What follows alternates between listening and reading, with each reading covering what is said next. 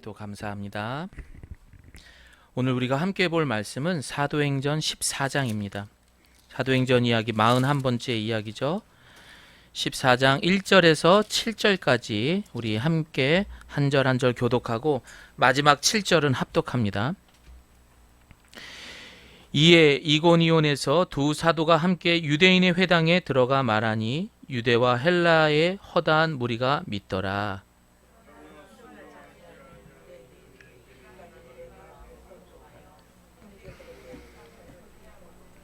두 사도가 오래 있어 주를 힘입어 담대히 말하니 주께서 그들의 손으로 표적과 기사를 행하게 하여 주사 자기 은혜의 말씀을 증언하시니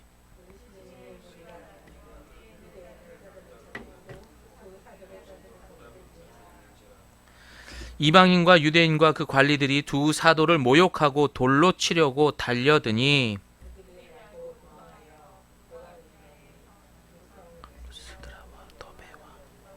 함께합니다. 거기서 복음을 전하니라. 아멘. 과거 매튜 헨리 목사님은 앞에 보이시죠? 우리 한번 보여줄까요? 예. 우리 같이 한번 읽어볼게요. 시작. 그리스도의 영은 선교의 영이다. 당신의 그분에게 가까이 가면 갈수록 더욱 열정적으로 선교하는 사람이 된라고 이야기를 하셨습니다. 즉 오직 성령이 너희에게 임하시면 너희가 권능을 받고 예루살렘과 온 유대와 그리고 땅 끝까지 여러분들이 이 복음을 성령과 함께 보낸다라는 이야기인 것입니다. 단서가 있습니다. 뭐죠? 바로 그리스도를 가까이 했을 때입니다. 그러나 아쉽게도 오늘날 많은 교회에서는요, 이 전도에 관심이 그렇게 많지는 않습니다. 다시 말해서 목사님이 하는 설교 중에 제일 인기가 없는 것이 바로 헌금 설교하고 전도 설교라고 이야기를 하고 있습니다. 그렇다면 사람들은 왜 이렇게 전도 설교를 싫어할까요? 아니, 뭐 싫어하지는 않겠죠. 뭐 말씀을 하시니까 듣기는 듣는데 관심 없이, 그리고 왜 전도에 그렇게 실천을 하지 못할까요? 솔직히 우리 한번 이야기를 해봅시다. 여러분, 전도가 쉽습니까? 어렵습니까? 아니, 그 전에 한번 물어보겠습니다. 전도해 보셨습니까? 예, 왜 눈으로 이렇게 웃고 계시죠? 예. 그러면 왜 우리는 전도를 못할까요? 이유는 방금 전 우리가 읽었던 매튜 헨리 목사님의 말씀처럼 그리스도와 함께 가까이 지내지 않기 때문입니다. 오늘 본문의 시작 전에 바울과 바나바는 어떤 상태였을까요? 지지난주가 됐겠죠. 지난주 부활절이었으니까. 지지난주 마지막 52절 우리 함께 읽어볼까요? 시작. 제자들은 계속 기쁨과 성령으로 충만하였습니다. 여러분, 이 상태가 어떤 상태라고? 지금 성령이 충만한 상태였던 거예요. 바울과 바나바 마음속에 그리스도에 대한 마음이 가득했기 때문에 이들은 목숨을 걸고라도 지금 전도를 할 수 있었던 것입니다.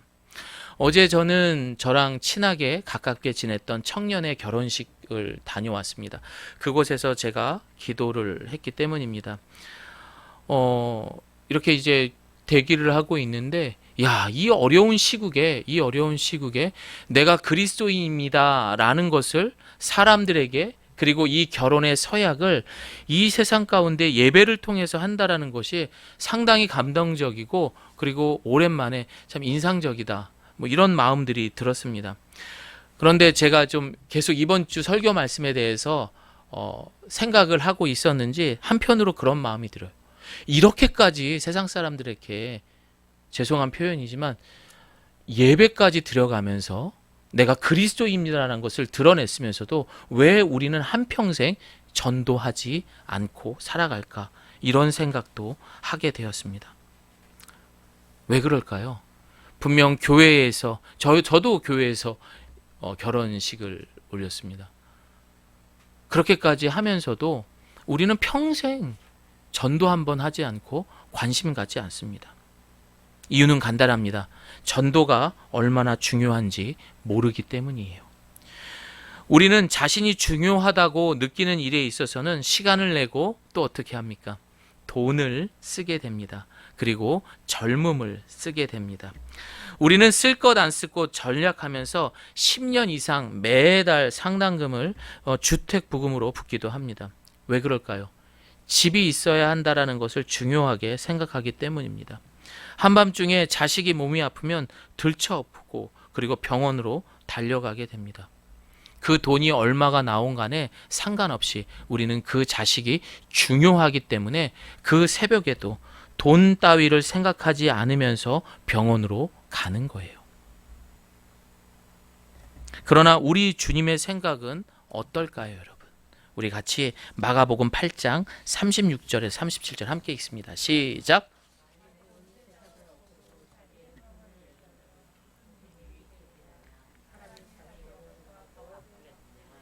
저를 따라해 봅니다. 한 영혼은 온 천하보다 귀하다. 이게 주님의 마음이라는 거예요. 주님에게 있어서 여러분이 중요한 것과 하나님께서 중요한 것은 다름이 있어요. 요컨대 한 사람이 빈손으로 시작해서 평생 100억 원이라는 돈을 모았습니다. 대단하죠, 여러분. 그런데 또 어떤 사람은요 1조를 벌었다고 합니다. 단위가 상당히 커지지 않았습니까? 이제 여러분들은 1, 2억이라고 말하면 뭐 꼼짝도 하지 않습니다. 그래서 단위를 한번 키워봤던 거예요. 1조를 벌었다 하면은 세상은 그의 수완을 부러워하고 찬사를 보낼 것입니다. 그러나 하나님은 어떤 사람이 한 영혼을 그리스도께로 인도했다면 하나님은 100억이 아니라 1조가 아니라 100조가 아니라 그 어떤 것을 더 가져온다 하더라도 이 사람은 한 영혼을 데려온 사람을 더 대단하게 평가하신다라는 거예요. 왜냐하면 예수님은 한 영혼이 온 천하의 모든 돈보다도 이 세상보다도 귀하기 때문입니다. 여러분 이거 믿으셔야 돼요. 그리고 그대로 우리가 살아가야 되는 줄을 믿습니다. 사랑하는 성도 여러분, 물론 전도하지 않는 이유는 다른 많은 이유들이 있어요. 그러나 우리가 그분을 나의 머리로 두게 된다면 적어도 우리 아버지 되시는 하나님이 바라보시는 잃어버린 영혼에게 우리의 눈이 향해야 하는 것입니다. 말 그대로 부모가 자식 잃어버려서 정신 나간 사람처럼 그 아이를 찾는 그 마음을 우리가 한번 상상을 해봅시다. 지금 내 자식을 잃어버렸어요. 여러분 어떨 것 같으세요? 정신 나가죠.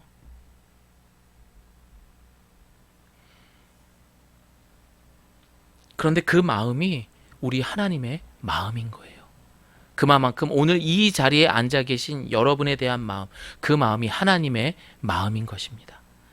저를 따라해 봅니다. 전도는 하나님의 가장 기뻐하시는 평생 사명. 미친 듯이 그 아이를 막 찾고 헤매고 있습니다. 그런데 누군가가 혹시 이 아이가 당신의 아들 아닙니까? 당신의 딸이 아닙니까? 라고 여러분의 자녀를 찾아주었어요. 여러분 어떨 것 같아요? 이건 뭐 이루 말할 수가 없죠. 그래서 전도는 하나님이 가장 기뻐하는 우리의 평생 사명이 돼야 되는 거예요. 왜 그렇습니까? 우리는 평생의 목적을 하나님을 영화롭게 하고 하나님을 기쁘게 하는 것이 우리의 목적이 되기 때문입니다. 오늘 그 사명과 책임을 회복할 수 있는 우리 예가교회 성도님들이 되시기를 소망합니다. 우리가 오늘 본문을 보기 전에 사도행전 13장 52절 말씀을 함께 읽고 시작합니다. 시작. 제자들은 계속 기쁨과 성령으로 충만하였습니다. 자, 그런 상황에서 이제 바울과 바나바는 비시디아 안디옥에서 230km 정도 떨어져 있는 이고니온이라는 도시에 도착하게 됩니다. 이곳은 지금의 터키 지역이에요. 한 5번째 정도로 큰 도시라고 합니다. 땅도 굉장히 비옥하고 많은 사람들이 지내는 곳인데 이곳에도 물론 유대인들이 거주하고 있었습니다. 그들은 곳곳에 있는 그 회당에서 그 회당을 찾아서 이제 나름의 그런 신앙생활을 했던 것입니다. 그러나 바울과 바나바는 그 회당에 찾아가게 됩니다. 이건 진짜 대단한 거예요. 그래서 우리가 처음에 그 말씀을 읽었던 거예요. 제자들은 계속해서 기쁨과 성령이 충만했기 때문에 담대하게 그 회당에 찾아가서 복음을 전했던 것입니다. 예수가 그리스도이십니다. 이렇게 당당하게 전할 수 있었고, 또한 본문에서 이들은 전한 그 복음은 복음을 듣고 많은 유대인들과 그리스인들이 예수님을 믿게 되었다라고 본문은 말하고 있습니다. 그러나 2절을 보게 되면 어떻습니까? 유대인들은 이방인들을 부추겨서 이 형제들을 대적하게 했다라고 이야기를 하고 있습니다. 우리 14장 3절 함께 읽어봅니다. 시작. 바울과 바나바는 오랫동안 이고니온에 머물면서 주님을 의지하여 담대하게 말했습니다. 주님께서 그들에게 기적과 표적을 행할 능력을 주셔서 그들이 주님의 말씀을 전할 때 그 은혜의 말씀이 참되다라는 것을 보여주셨습니다. 바울과 바나바, 이 두 사람은 유대인들의 강한 반대와 핍박에도 불구하고 이고니온을 떠나지 않았습니다. 그리고 두 사도는 오랫동안 이곳에 머물면서 복음을 전하게 되었습니다. 이렇게 할 수 있었던 것은 3절의 말씀처럼 이들은 어떻게 했다? 주님을 의지했다고 합니다. 이에 하나님은 주님을 의지했기에 이들이 가는 그 곳곳마다 기적과 놀라운 일들을 행하게 하셨습니다. 급기야 본문 4절을 보게 되면은 성내에는 유대인을 따르는 자들과 두 사도를 따르는 자들, 이렇게 두 파로 이렇게 나뉘어지게 되었습니다. 그리고 가장 큰 이유는 유대인들이 바울과 그리고 바나바를 대적하여서 이들을 적대시하고 핍박했기 때문입니다. 여기에 두 사도들을 핍박한 또 다른 자들이 등장을 하게 되는데 바로 이 도시를 통치하는 관원들이었습니다. 그리고 바울과 바나바에 대한 박해는 시기와 질투로 끝나지 않고 돌을 들고 이들을 쳐 죽이려고 한다고 본문에서 말하고 있습니다. 오늘 5절 말씀을 보니까요, 이방인들과 이런 모든 사람들은 뭐 죽이는 것까지 했으니까 뭐 어떻게 해요? 좀 더 자세하게 말씀을 드리면은 바울과 바나바를 능욕하기까지 했다고 합니다. 비꼬는 거죠. 사실 그래요. 참 감사하게 늘 복음을 전합니다. 복음을 전합니다. 어쨌든 나가서 전도를 한다는 이야기죠. 그런데 잘 반겨주시는 분도 있지만 비꼬듯이 이야기하는 분들도 상당히 많이 만나봤습니다. 그러니 그렇다고 해서 저는 목숨의 위협을 느끼지는 않아요. 하지만 2000년 전 이 바울과 바나바는 목숨의 위협을 느끼면서까지 이런 어려운 상황들을 보내고 있는 것입니다. 이렇게 자세하게 제가 본문을 지금 이야기하는 것은 왜 그러냐면요, 이렇게 힘든 가운데서도 이들이 복음을 전했다라는 거예요. 그만큼 이들에게 있어서는 이 복음 전하는 전도가 제일 중요했다라는 것을 좀 기억하셨으면 합니다. 당대의 수많은 전도자들이 유대인들이 던진 돌에 맞아 피 흘리며 순교를 했습니다. 여러분, 이것이 성경에는 기록되지 않았지만 상당히 많은 역사서에 그렇게 죽임을 당한 사람들이 많았습니다. 그렇게까지 그들은 복음을 전하게 되었습니다. 우리 사도행전 14장 7절 함께 읽습니다. 시작. 이들을 죽이고자 하는 사람들을 피해서 루스드라와 더베아라는 근처 마을까지 이들은 이제 도망을 가게 되는 거죠. 사실 오늘날 전도를 한다는 말이 쉽지는 않습니다. 오히려 어색하기까지 한 이 시대에 우리는 살아가고 있습니다. 그러나 왜 우리가 전도해야 될까요? 복음이 도덕적이고 윤리적이고 또한 못된 남편이 다시 돌아오기 때문에, 늘 잔소리하는 우리 아내가 온순해졌기 때문에, 말 안 듣는 우리의 자녀들이 다시 집으로 돌아왔기 때문입니까? 가난했던 우리 가정이 물질로 축복을 받기 때문에 우리는 복음을 전해야 될까요? 여러분, 이런 모든 게 아닙니다.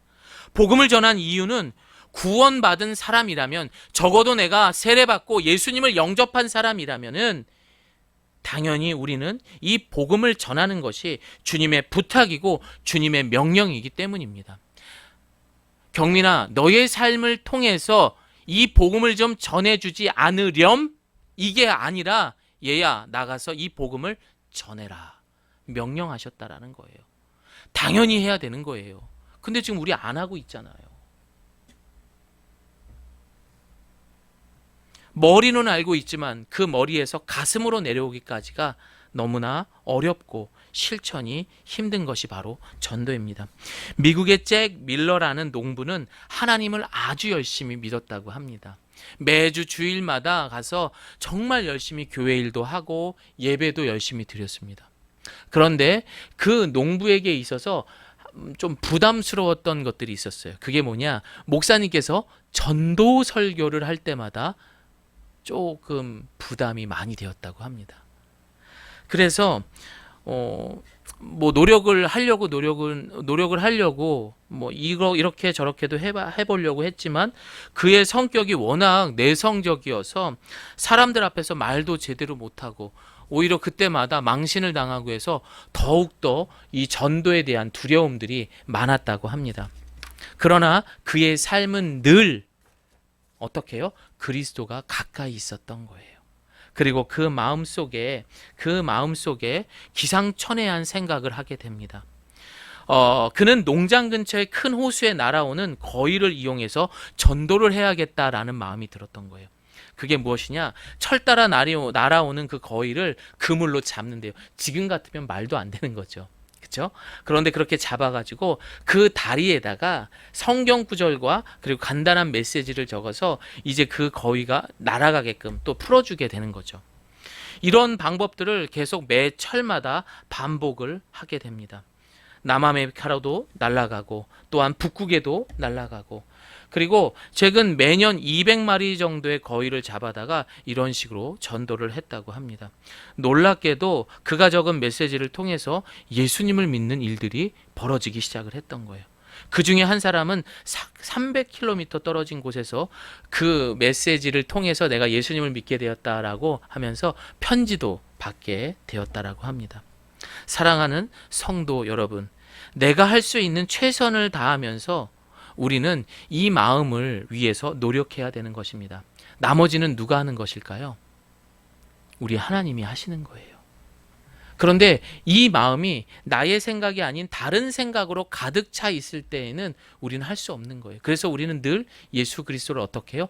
가까이 두고 이렇게 매일 우리는 우리가 할 수 있는 것들에 대해서 최선을 다해야 하는 것입니다.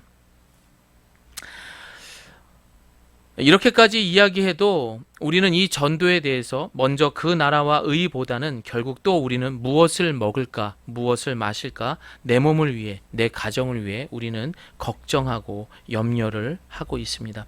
예를 한번 들어보겠습니다. 예수님보다 더 충만한 것들이 내 삶에 많기 때문인 것입니다. 오늘은 무엇을 입을까, 무엇을 먹을까, 무엇을 할까, 수많은 고민을 합니다.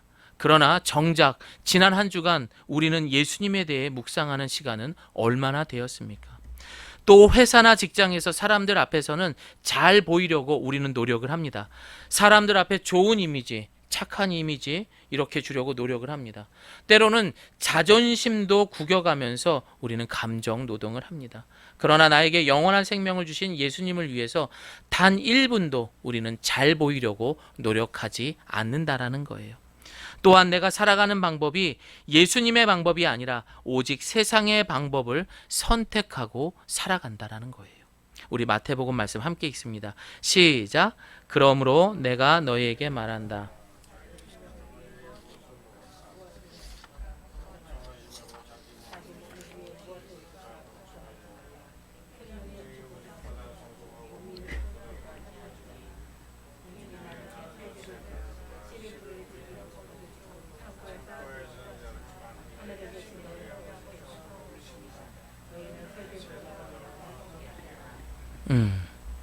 우린 놓치고 사는 거예요. 이런 사랑과 그 긍휼 속에서 살아감에도 불구하고 우리는 놓치고 있는 것입니다. 자, 여러분 한번 속으로 대답해 보시길 바랍니다. 이번 한 주간 내가 주님 때문에 복음을 전하면서 마음이 상하고 속상한 적이 있습니까?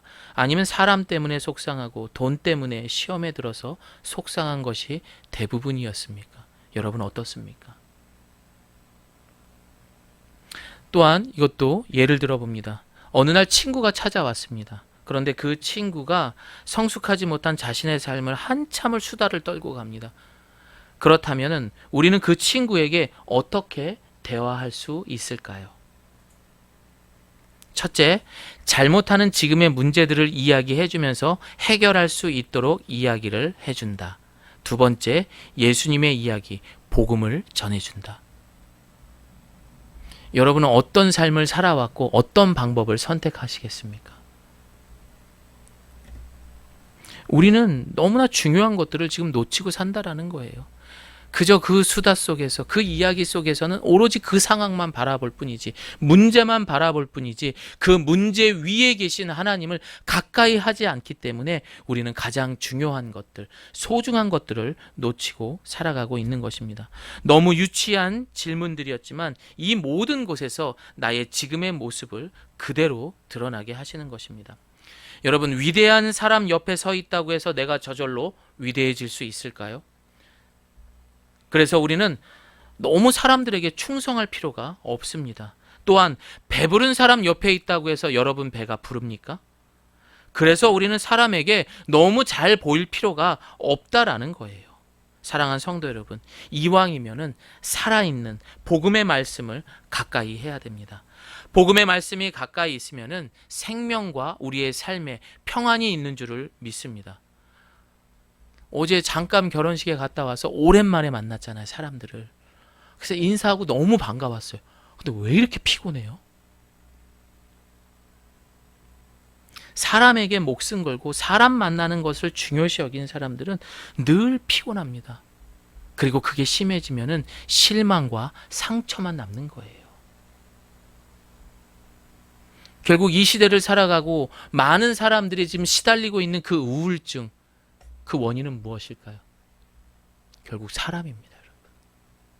아무것도 답을 줄 수 있는 것이 사람에게는 없습니다. 그래서 우리는 늘 우리 곁에 예수 그리스도를 가까이 할 수 있는 그런 충만한 삶을 살아가기를 소망합니다.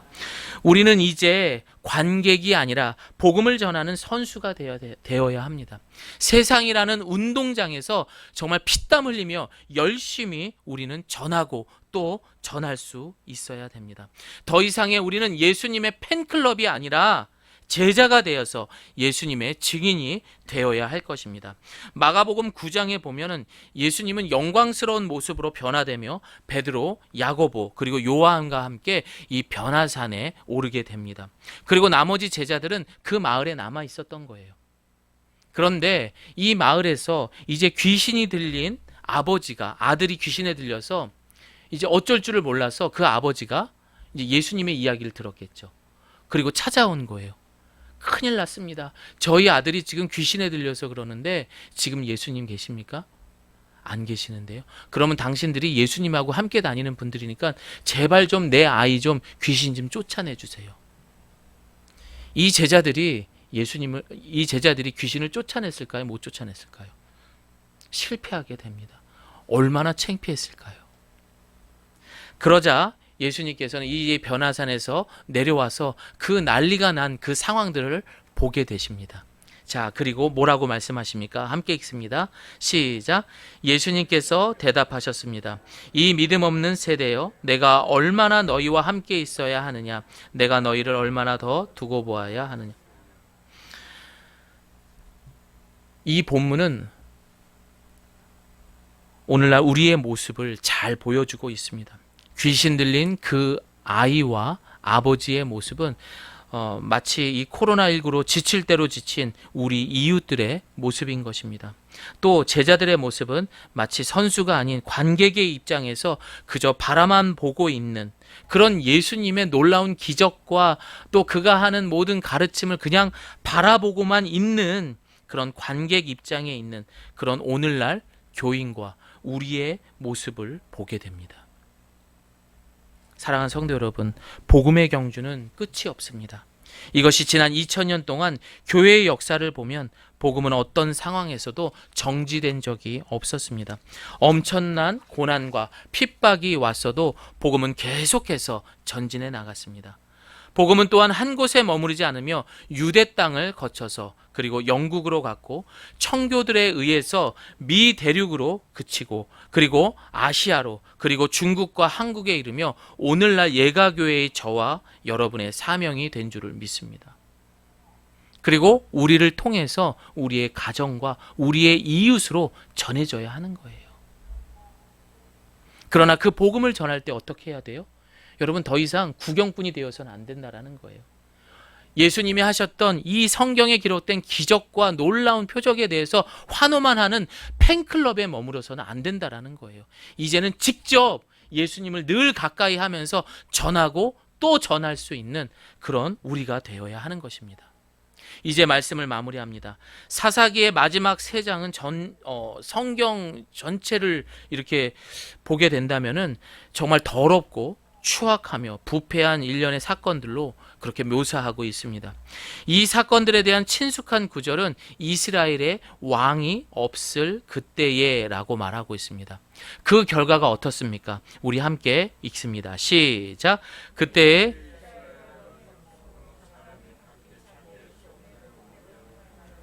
분명 많은 사람들은 악하고 비열했습니다. 그들은 그들의 소견을 옳은 대로 그것을 합리화시켰다라는 것입니다. 분명히 나쁜 짓인 거 알아요. 그런데 이들은 합리화시키면서 그렇게 살아갔던 거예요. 이것이 바로 오늘날 속도 문명의 세계가 현대를 이끌어가는 방식이라는 거예요. 마귀는 그 방법을 사용하는 거예요. 우리는 분명히 예수를 믿는 사람들이에요. 그런데 우리 곁에 지금 누가 없어요. 그리스도가 가까이 없는 거예요. 그런데 우린 교회는 출석해요. 그럼 어떻게 돼요? 합리화시키는 거예요. 나는 교회 다니니까. 전도만 못할 뿐이지 다른 거 다 하는데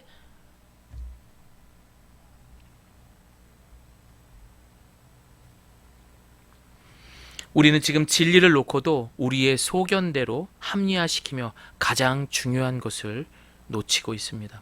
새벽부터 혹은 밤낮으로 일하는 분도 이 땅에는 참 많습니다. 정말 열심히 살아가는 사람들이 많아요. 그러나 자신의 먹고 살기 위한 노력과 수고의 보상을 위해 가장 중요한 것들을 놓치고 있습니다. 그렇게 하면서 보상은 누구에게 받습니까? 세상으로 가는 거예요. 그리고 그 문화를 통해서 또 보상을 받는 거예요. 그리고 주일날 교회는 갑니다. 이것이 우리의 삶이라는 거예요. 즉 합리화한다라는 거예요. 그러나 그 합리화가 훗날 심판날에도 과연 가능할까요? 정말 우리가 이제 죽는 그날이 왔어요. 심판날에 과연 이래저래서 합리화시키면서 이야기한다고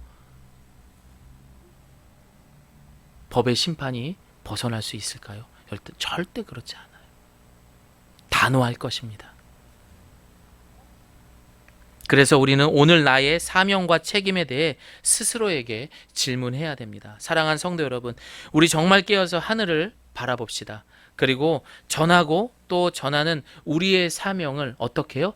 그리스도를 가까이 하는 그런 충만한 삶을 이번 한 주간 다시 한번 노력하면서 살아갈 수 있는 저와 우리 모두가 되기를 소망합니다. 우리 함께 기도하겠습니다.